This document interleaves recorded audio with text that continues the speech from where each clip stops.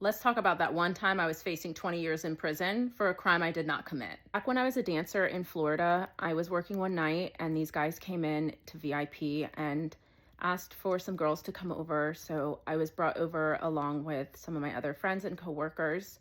We were hanging out with them and they were talking about how they were able to fix people's credits.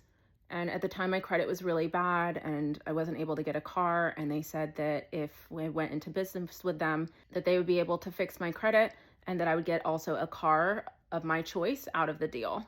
It sounds a little funny saying it out loud, but stay with me. Drove over to Clearwater where they were located at to meet up with them and the rest of their team. When I drove into the parking lot, they had all of these different exotic cars, Lamborghinis, any type of high-end car. It was in the parking lot. I went in, the office was looking a little, I should have known.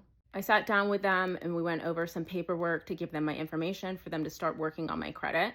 They said once my credit was good enough that they would also help me buy a car, which I thought that sounded pretty good and legit. Started fixing my credit. After a couple of months, my score went up pretty high and I was able to buy a car. Here's the gag. They had a guy come in with me to the different dealerships and I applied for 6 cars and was approved for all of them and drove all 6 of these cars off of the lot.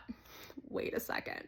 At which point I drove the car back to the area where the office was located at and we started talking about the car that I wanted, which at the time I was trying to decide which car specifically I wanted.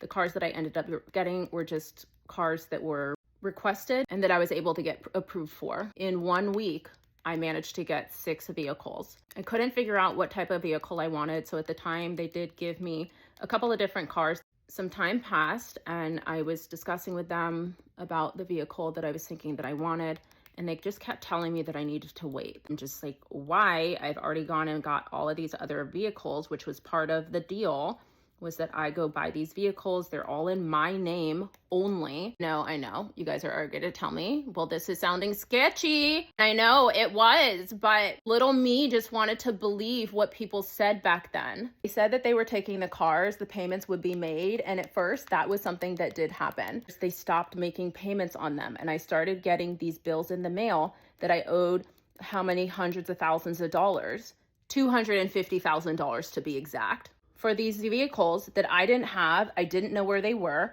And the guys stopped answering their phones, changed their numbers. I drove by the business and it was no longer there.